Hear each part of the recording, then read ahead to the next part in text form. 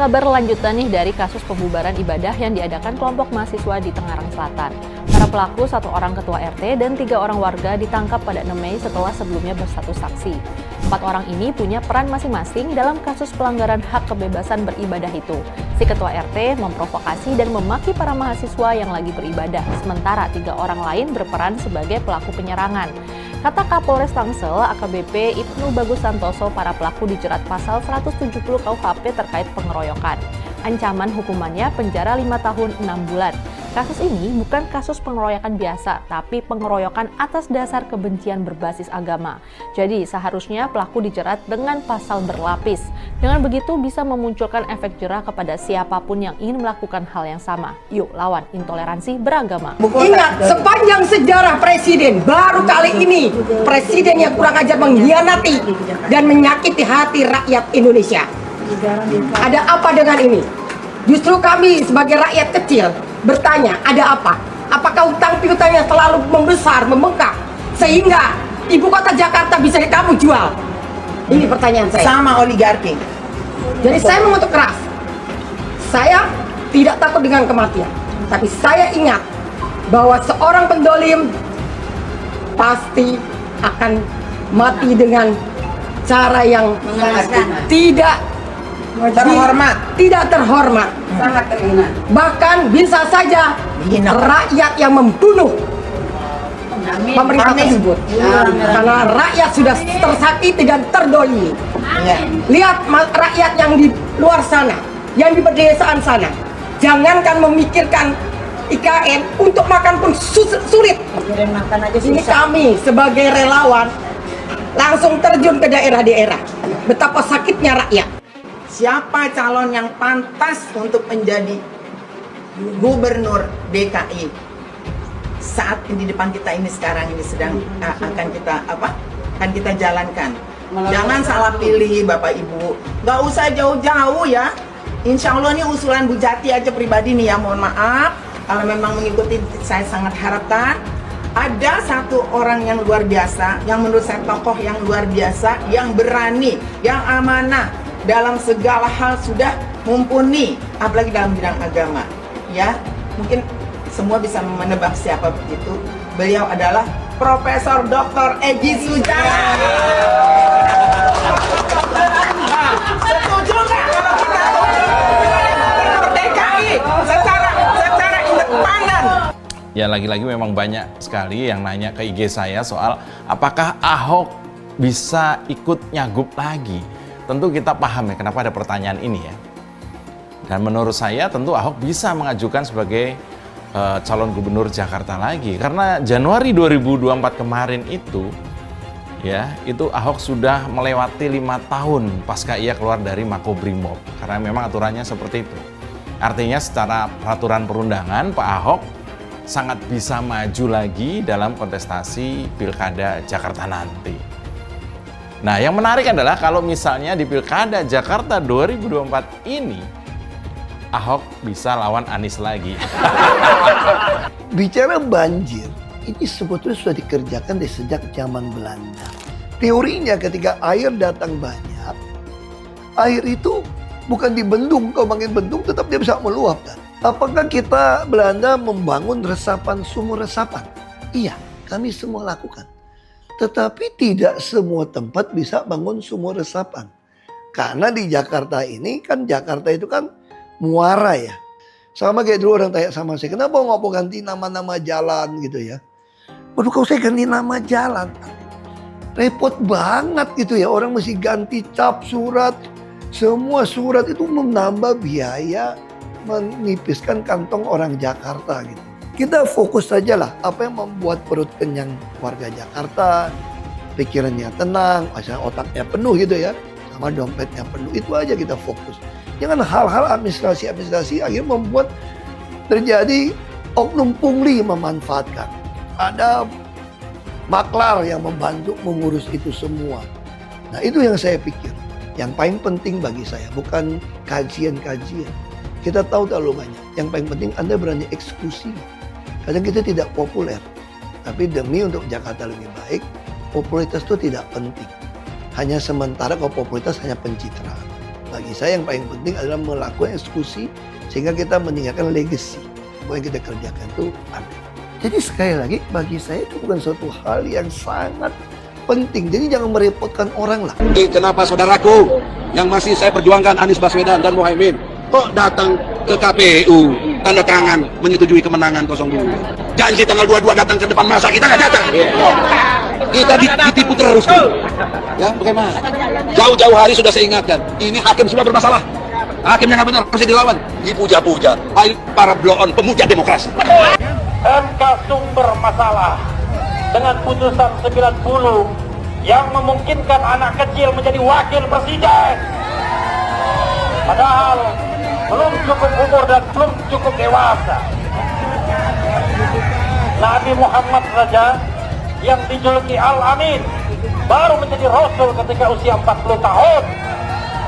Ini masih kecil mau jadi wakil presiden, mau memimpin negeri sebesar ini. Karena itu kami yakin seyakin-yakinnya minimal diskualifikasi terhadap Gibran Rakabuming akan dilakukan. Allahu Akbar. Sekali lagi Gibran didiskualifikasi. Allahu Akbar. Surat terbuka untuk Pak Prabowo Subianto. Terserah Bapak mau ngasih kursi ke siapa aja kecuali Anies Baswedan. Ora oleh, pokoknya fik ora debat. Ora oleh. Aku demo ning sosmed sampai Anies Baswedan masuk kabinet sampean. Ingatlah Pak, perjuangan kami ini, pendukungmu. Rakyat yang mencintaimu, ojo sampai kami kecewa melihatmu memasukkan si manis-manis kui ke dalam kabinet. Ora iso. Ora oleh, pugei. Bangsa Indonesia adalah bangsa pejuang, bukan bangsa pecundang. Kemerdekaan Indonesia adalah atas perjuangan para ulama Kiai Habaib dan para tokoh-tokoh Panding Badar, bukan pemberian daripada Jepang, bukan pemberian Belanda, apalagi pemberian Cina. Maka saya serukan untuk turun ke jalan, untuk bisa menyuarakan hati nurani rakyat, untuk mengawal MK, insya Allah diberikan kemenangan dari Allah Subhanahu wa Ta'ala. Terima kasih. Assalamualaikum warahmatullahi wabarakatuh. Percaya Prabowo menang, mendingan pindah agama aja, udah itu aja. Oke Mas, ada satu kata terakhir Mas? Ada. Lawan gitu. Yang percaya Prabowo menang, pindah agama. Agamaku Islam, dia nggak percaya. Oke. Silakan datang Jokowi. Saya mau ketemu sama Anda. Saya tidak takut ke Anda ini presiden. Bukan presiden, tukang sapu kok. Jakarta yang tahu waktu jadi gubernur DKI. Ini yang warga Jakarta coba deh bersuara di sini. Gimana sih Jakarta semenjak kepemimpinan Pak Anies? Coba kalian nilai dari 1 sampai 10. Komen di bawah. Jujur gue kepo banget nih. Tidak ada cerita Ahok dengan Anies. Ketika saya kalah, saya langsung kasih Anies penghargaan, ucapan segala macam. Tapi yang tidak bisa saya terima, ketika Anda menang, Anda pidato memecah belah bangsa. Bahwa Jakarta udah kembali ke pangkuan pribumi yang dijajah selama ini. Itu teksnya di mana-mana. Itu sangat memecah belah bangsa. Saya ini asli Indonesia sesuai undang-undang loh.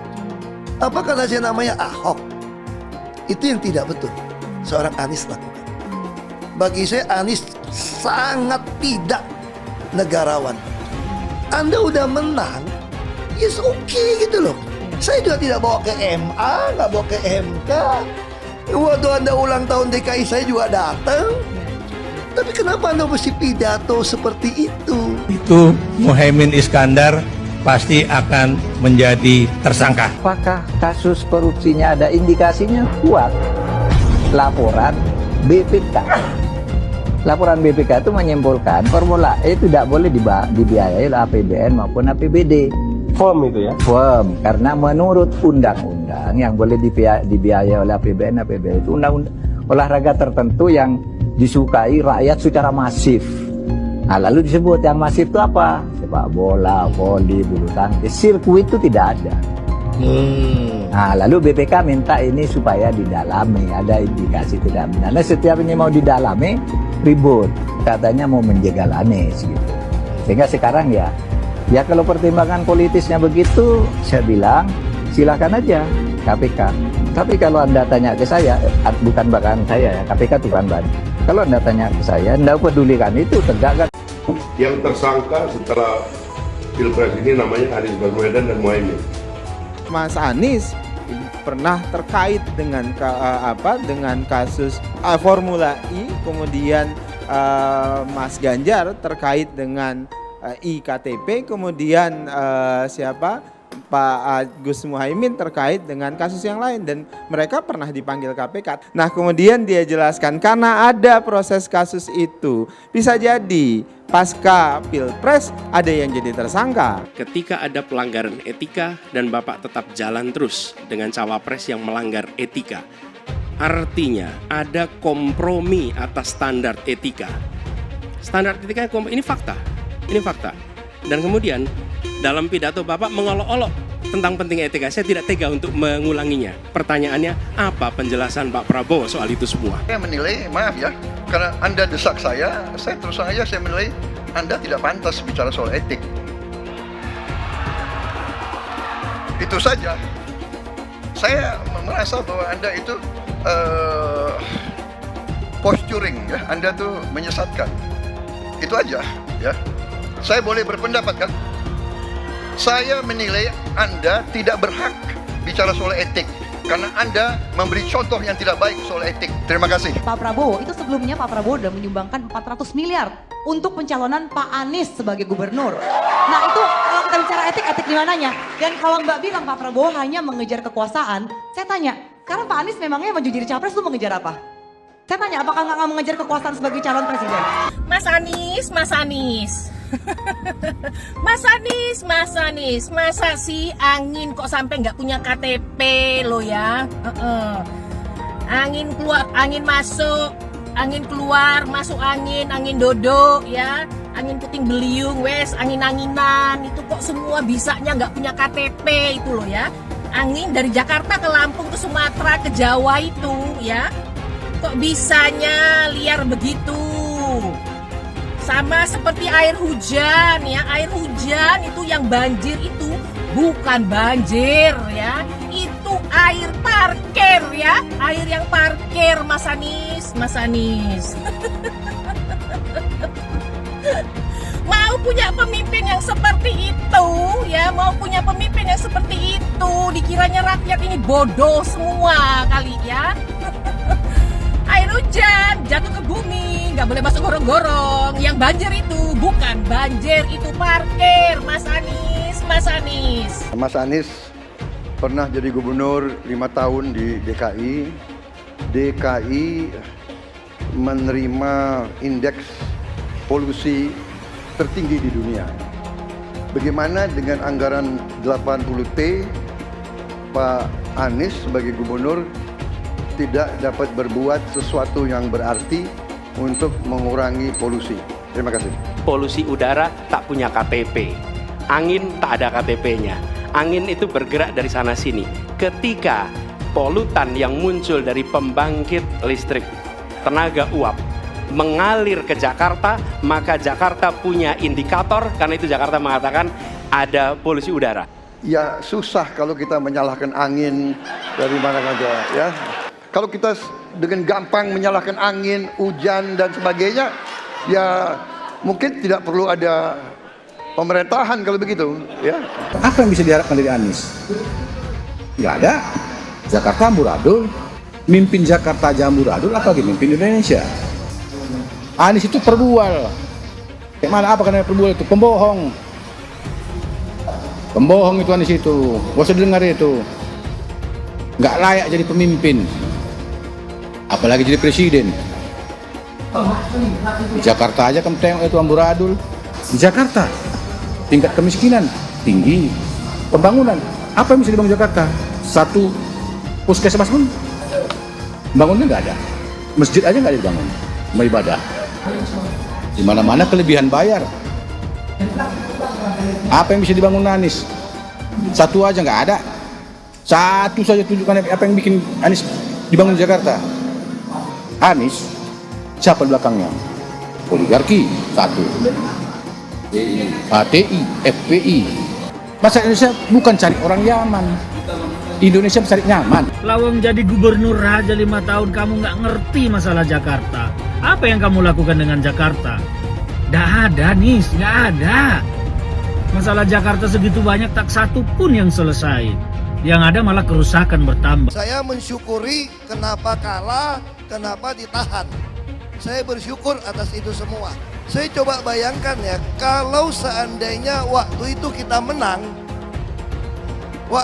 menang gitu ya, hari ini belum tentu kita bisa nikmati seperti ini. Kita bersyukur 5 tahun Tuhan izinkan kasih ke orang yang pintar ngomong untuk kerja. Coba kalau kita bayangkan gitu ya, kalau kemarin saya masih jadi gubernur, ini saya udah turun ini. Tapi yang pintar ngomong itu dikira orang hebat kan? Ini lebih berbahaya tahun 2024, langsung ketahuan karakternya. Langsung ketahuan itu. Di saya juga ada kutipan Pak di kamar saya Pak. Tulisannya, Jakarta telah mengambil keputusan yang fatal. Jangan sampai bapak politik identitas justru menang dengan cara menipu umat Kristen. Jadi kalau sekarang umat Kristen mendukung Anies, mereka akan membayar mahal kerelaannya untuk menukar iman hanya untuk kepentingan sesaat. Kita tahu Anies lahir dari politik identitas. Yang dia dulu melabeli kafir semuanya kepada yang non-muslim. Saya mintalah kepada muslim yang waras dan kepada kelompok minoritas. Janganlah Anda memilih pemimpin yang berkarakter seperti Anies. Gen Z juga tahu kalau Anies adalah sosok yang didukung kelompok intoleran yang membuat Pilgub DKI 2017 menjadi sangat kotor. Politik identitas yang mengarah ke perpecahan seperti yang dikeluarkan pendukungnya Anies, yaitu Kadrun bin Kampret. Kafir lah, laknat lah, PKI lah, ya cuman itu doang kemampuannya. Itulah pendukung Anies. Jangan pernah takut melawan kadrun yang cuma pengen Indonesia hancur. Bapak politik identitas Indonesia Anies Baswedan, Bapak intoleransi Indonesia Anies Baswedan. Jangan lupakan, jangan terlena, jangan sampai dia pecahkan kita dengan dagangan ayat dan mayatnya. Air itu turun dari langit, turunnya ke atap rumah langsung sumur bor, bukan ke sungai dan ke laut. DKI yang kita harapkan, Anies Baswedan yang begitu jelas Islamnya, 4 tahun 8 bulan jadi gubernur. Mana peraturan pergub saja yang melarang migrasi? Mana perda Islam apalagi yang akhirnya tidak berani juga menegakkan hukum. Banjir tetap banjir, macet tetap macet, kriminalitas Jakarta. Anda tahu 2 menit sekali terjadi pencurian. Sekarang orang sedang euforia, dia mau dicapreskan.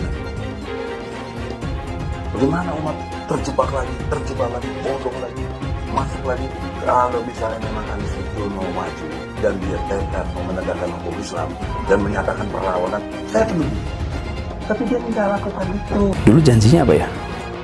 Dan ini aneh, betul-betul aneh. Ini bukan kampanye, tapi saya sampaikan sini.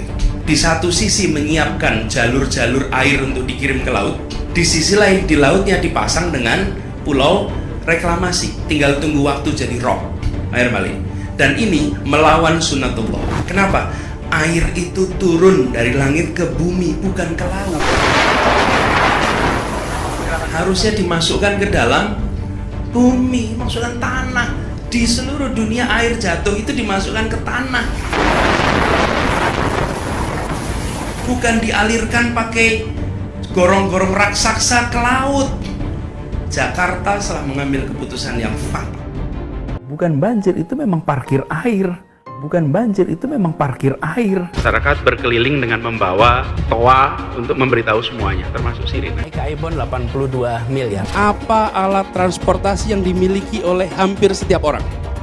Alat transportasi yang dimiliki semua orang adalah kaki. Kalau seandainya orang Jakarta percaya Pak Anies jadi gubernur pun, saya berani jamin kok dia akan lakukan normalisasi yang sama seperti saya lakukan kok. Gak usah bohong lah. Ketika air sampai di muara, maka siap untuk dipompa ke laut. Pancasila Soekarno, ketuhanan ada di pantai. Anak Tuhan dari mana? Kalau Yesus anak Tuhan, bidangnya siapa? Besok di seluruh wilayah Indonesia kami katakan dan Iblis hanya menggoda orang yang beriman. Makanya jarang-jarang orang kafir kerasukan setan. Yang kerasukan setan itu orang baik-baik. Jarang, saya belum pernah nengok Cina kerasukan setan. Pernahkah Ahok itu kerasukan setan?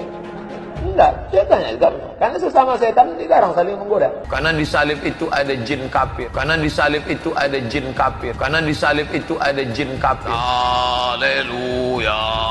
Kepalanya ke kiri apa ke kanan? Kepalanya ke kiri apa ke kanan? Tetap percaya salib itu lambang mulia, bukan jin. Kok ketawa? Aku nggak nyindir siapa-siapa loh. Saya nggak pernah mundur untuk kebenaran, keadilan, kejujuran. Dan peri kemanusiaan, gue nggak pernah mundur. Dan gue nggak pernah takut juga sama lu. Siapapun yang rasis, gue akan hadapin. Gue bilang. Karena rasis itu tidak berperi kemanusiaan. Sama saya ditanya dulu kan, kamu nyesel nggak statement kamu di Pulau Seribu sehingga masih masuk penjara? Tidak pernah nyesel. Karena saya mengatakan kebenaran. Hai teman-teman, tahun ini adalah tahun yang bagus untuk trading di market kripto, terutama Bitcoin, ataupun meme coin seperti Dogecoin dan kripto lainnya. Teman-teman bisa gunakan kesempatan ini untuk mencari cuan dengan trading di market kripto. Untuk situs trading, saya rekomendasi untuk menggunakan aplikasi Okta, karena personally, saya menggunakan aplikasi ini. Alasan lainnya kelihatan di sini, untuk aplikasi Okta sudah dapat penghargaan sebanyak ini, sebagai aplikasi trading dan investasi terbaik di Asia sejak beroperasi di tahun 2011. Untuk aplikasi Okta merupakan tempat yang lengkap buat teman-teman untuk trading kripto, forex, saham global, dan lainnya. Untuk trading, teman-teman cukup registrasi dengan menggunakan link di kolom deskripsi, lalu deposit, tentukan apa yang ingin kalian tradingkan, lalu tekan tombol buy. Sesimpel itu. Untuk minimal deposit, cuman Rp400.000 saja, jadi cocok banget untuk pemula. Investasi di aplikasi Okta, kita tidak dikenakan fee sama sekali. Saat ini lagi ada promo spesial. Welcome bonus buat kamu yang register dan deposit. Teman-teman akan dapatkan 100% dari jumlah deposit pertama. Contohnya teman-teman deposit 1 juta, maka akan menjadi 2 juta. Karena welcome bonus 100% dari jumlah depositnya. Jika ada pertanyaan, teman-teman bisa hubungi WhatsApp di kolom deskripsi. Saya juga mau mengajak teman-teman untuk bergabung di komunitas trading yang ada di kolom deskripsi. Di sana saya akan memberikan sinyal trading yang bisa teman-teman ikuti. Seperti biasa, kalau kamu suka dengan video ini, jangan lupa komen, klik like, dan subscribe. Hai semua, dengan saya Jonas Leong. Terima kasih banyak buat kalian, penonton setia yang selalu menonton di channel ini. Saya secara personal sangat menghargai waktu kalian. Dan saya sudah menganggap kalian sebagai family karena kalian selalu support di channel ini. Bagi kalian yang selalu menuliskan opini kalian di kolom komen, saya baca komen kalian satu persatu. Saya baca komen kalian untuk mengetahui opini kalian, tanggapan kalian, dan masukan kalian sangat berguna untuk video selanjutnya. Terima kasih banyak buat kalian yang selalu menekan tombol like di awal video. Video seperti ini membutuhkan waktu dan juga research. Dan ini semua gratis untuk kalian. Jadi pastikan kalian menekan tombol like-nya, supaya saya mengetahui kalian menyukai konten yang saya bagikan. Beberapa waktu ini kita selalu dicekoki berita-berita yang tidak mengenakan hati. Mulai dari rencana kenaikan pajak yang dari 10% menjadi 12%. Rencana kenaikan listrik dan BBM. Rencana naiknya harga minyak goreng. Uang kuliah yang setinggi langit. Dan baru-baru ini Presiden Jokowi mengumumkan bahwa pemerintah punya rencana memotong gaji seluruh karyawan, baik itu karyawan negeri maupun karyawan swasta, sebesar 3% dari total gaji dan dimasukkan ke dalam satu unit bisnis pemerintah yang bernama Tapera atau Tabungan Perumahan Rakyat. Itu artinya kalau kalian pegawai negeri ataupun swasta, gaji kalian akan dipotong 3% lagi sesudah dipotong pajak penghasilan dan BPJS dan potongan-potongan lain termasuk potongan pinjaman ke perusahaan kalau ada pinjaman. Menarik kan? Ada potongan lagi dari gaji di luar potongan-potongan lainnya. Jadi bukan itu saja yang dikhawatirkan dengan pemotongan gaji sebanyak 3% itu. Kita sudah paham semua bahwa jenis pemotongan gaji ini sudah berjalan lama di unit-unit usaha pemerintah sebelumnya. Seperti di Asabri dan Jiwasraya. Uang dari rakyat dikumpulkan sebanyak-banyaknya dan dikelola oleh pemerintah lewat produk-produk investasi seperti saham, obligasi, dan lain-lainnya. Dan hasilnya dana pensiun di Asabri dikorupsi sebesar 23 triliun rupiah. Dana yang mengendap di Jiwasraya dikorupsi sebesar 17 triliun rupiah. Mega korupsi yang terjadi di kedua lembaga ini sebenarnya tidak mengagetkan karena sudah tercium sejak lama. Potongan buat tabungan perumahan rakyat sebesar 3% dari total gaji, baik untuk pegawai negeri ataupun swasta ini, dimaksudkan pemerintah supaya rakyat bisa menikmati rumah yang akan dibangun pemerintah nantinya. Jadi begini ya, ibaratnya kamu punya gaji sebesar 3 juta rupiah. Akan dipotong sebesar 3%-nya atau 90.000 rupiah lah setiap bulannya. Jadi selama setahun kamu harus nabung di Tapera sebanyak 90.000 kali 12 bulan. Atau sama dengan 1.080.000 rupiah per tahun. Kalau dipotong lagi 10 tahun berarti Anda sudah nabung di Tapera sebanyak 10.800.000 rupiah per 10 tahun. Tapera ini gak ada bedanya dengan Asabri dan Jiwasraya. Sama-sama mengumpulkan uang rakyat dan diinvestasikan untuk mendapatkan keuntungan. Tetapi dalam perjalanannya, belajar dari kasus yang sudah-sudah, akhirnya punya potensi bobol lagi karena ketidakbecusan pengelola dana. Ketidakbecusan orang pemerintah mengelola dana masyarakat sebesar puluhan triliun rupiah itu ditambah kong kali kong dengan mafia investasi membuat akhirnya rakyat lagi yang menjadi korban. Apakah uang 10 juta rupiah yang ditabung selama 10 tahun itu bisa buat beli rumah? Sulit sekali. Di tengah harga rumah yang terus-menerus naik tinggi. Bahkan uang 10 juta rupiah yang ditabung selama 10 tahun itu buat uang muka sebuah rumah saja bahkan bisa dibilang tidak cukup. Belum lagi nanti kalau ada inflasi, kenaikan harga bahan bangunan, kenaikan harga tanah. Padahal gaji kita naiknya tidak tinggi. Dan sebenarnya model pemotongan gaji seperti Tapera ini memberatkan rakyat. Apalagi buat mereka yang swasta, yang sudah gajinya kecil. Potongan setiap bulannya banyak, mulai dari BPJS sampai pemotongan upah karena pinjaman. Belum lagi harus mikirin listrik yang bisa saja naik sewaktu-waktu. BBM pulang pergi dan sekolah anak serta harga bahan makanan yang nggak bisa dijaga kapan naiknya. Entah apa yang ada di dalam pikiran pemerintah sekarang. Mereka hanya sibuk memotong dan memerah keringat rakyatnya sampai tetes terakhir tanpa memberikan solusi pendapatan yang lebih tinggi dari sekarang. BP Tapera atau Badan Pengelola Tabungan Perumahan Rakyat. Saya coba ulas singkat aja. Pertama, Tapera bertujuan untuk menghimpun dan menyediakan dana murah jangka panjang yang berkelanjutan untuk pembiayaan perumahan dalam rangka memenuhi kebutuhan rumah yang layak dan terjangkau bagi peserta atau bagi rakyat lah.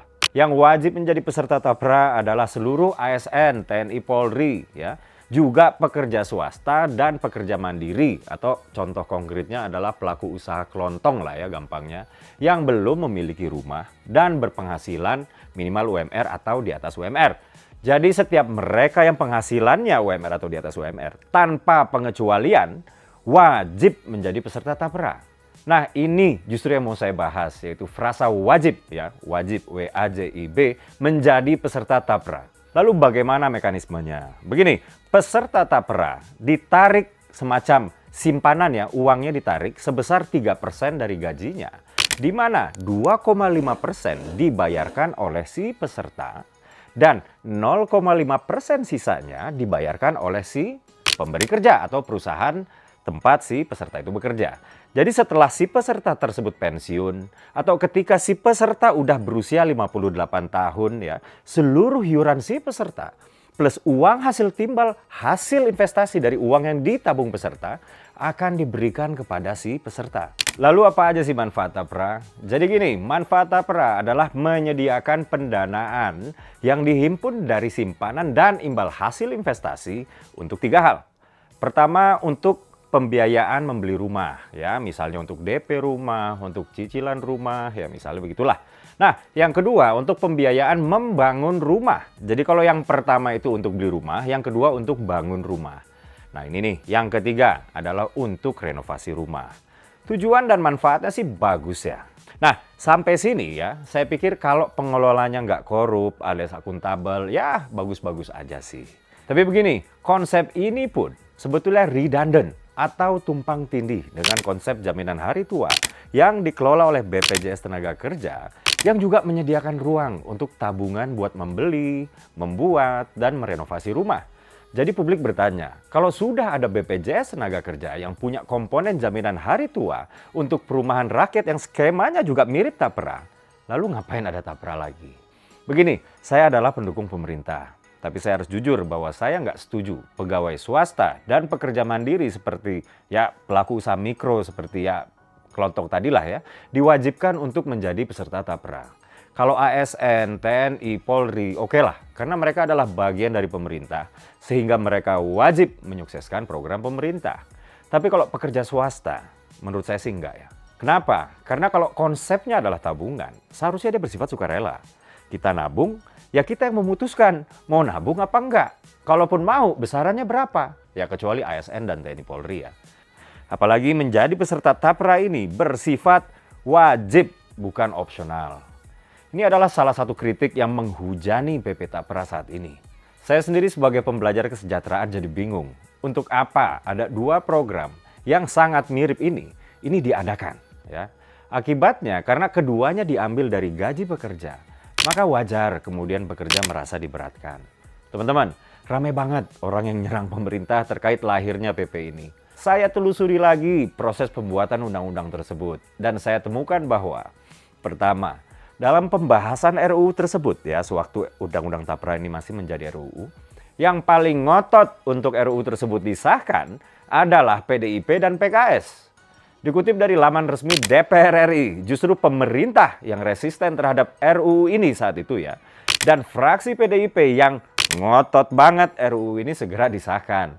Ketika PKS adalah salah satu pihak yang juga paling ngotot RUU Tapera ini disahkan. Tapi kemudian muncul jadi pahlawan kesorean. Dikutip dari laman resmi PKS, pada tahun 2013 lalu, fraksi PKS DPR RI mengapresiasi berbagai pihak yang mendukung lahirnya rancangan Undang-Undang Tabungan Perumahan Rakyat atau Tapera ini. Bukan hanya mendukung, bahkan fraksi PKS sudah menyatakan besaran pungutan simpanan seperti yang dibilang oleh Sekretaris FPKS Pak Abdul Hakim ini. Detikcom memberitakan PKS meminta aturan ini dievaluasi. RMOL memberitakan Pak Mardani khawatir Tapera akan seperti Jiwasraya dan Asabri. Bisnis.com memberitakan PKS protes iuran Tapera. Muka dua dong PKS. Teman-teman, saya geli sendiri ketika melihat PKS menjatuhkan blame kepada pemerintah atas PP ini. Jika pemerintah resisten terhadap RUU ini, Ketua Pansus RUU yang juga berasal dari fraksi PDIP, Pak Yosef Umar Hadi bilang, baru kali ini saya menjadi anggota Dewan. Dalam membahas RUU, pemerintahnya tidak pede atau percaya diri ya. Ini suatu kemunduran, berarti pemerintah tidak berani ambil risiko, kata Bang Yosef. Wow. Lalu ketika undang-undang ini disahkan dan aturan pelaksananya juga sudah dibuat dalam bentuk PP ya, sebagai kewajiban pemerintah, kenapa PDIP kemudian mau muncul sebagai pahlawan kesiangan yang si paling peduli buruh? Jadi saya juga punya kritik terhadap Tapera ini. Tapi saya bingung kenapa ya para legislator kita ya, terutama yang dulunya mendesak agar undang-undang Tapera ini segera disahkan. Dan ketika disahkan dan ketika aturan pelaksananya dibuat, justru mereka yang seolah muncul bak pahlawan kesiangan. Ada. Kemungkinan satu-satunya yang menggunakan politik identitas adalah hanya Anies Baswedan. Pertanyaan itu lantas saja menimbulkan amarah di kubu Anies. Salah satunya dari kelompok khilafah. Orang kepercayaan Anies menyatakan politik identitas adalah framing yang selalu dibangun untuk menyudutkan, padahal selama kepemimpinan Anies Baswedan sebagai gubernur tidak sekalipun Anies membeda-bedakan warga berdasarkan agama dan ras. Buat saya, apakah benar menyebut politik identitas itu adalah sekedar framing untuk menyudutkan Anies? Saya akan membantah pernyataan itu. Kubu Anies terus berusaha mengaburkan makna politik identitas. Mereka berulang kali bilang bahwa identitas adalah hal yang alamiah dalam kehidupan manusia. Jadi apa salahnya dengan menonjolkan identitas keislaman seorang calon presiden? Tapi saya yakin Anies tahu yang dimaksud dengan politik identitas adalah politik yang menggunakan agama sebagai alasan mengapa seorang kandidat harus dipilih atau mengapa seorang kandidat jangan dipilih. Politik identitas ini sangat berbahaya. Politik identitas membuat masyarakat menjadi tidak rasional dalam berpolitik. Yang menjadi faktor utama dalam politik identitas adalah agama. Seorang kandidat akan dipilih karena agamanya, terlepas dari apakah dia melakukan korupsi atau melakukan pelanggaran HAM.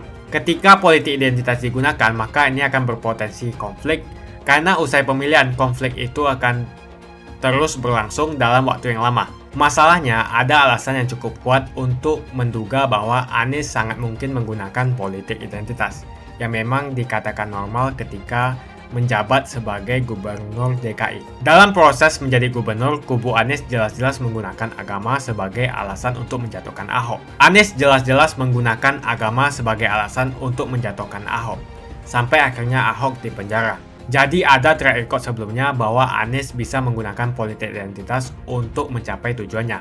Anies sangat mungkin menggunakan politik identitas karena ini memang keunggulan komparatif dari Anies.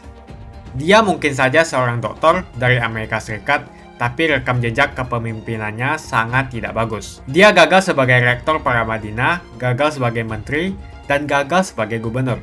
Jadi agama digunakan untuk membangun dukungan terhadap Anies. Itu saja opini saya. Pastikan Anda menekan like di video ini dan bagikan video ini ke teman dan family Anda supaya mereka mengetahui informasi ini. Jangan lupa tekan tombol subscribe dan bunyikan tombol loncengnya supaya kamu tidak ketinggalan info dari channel Jonas Leong.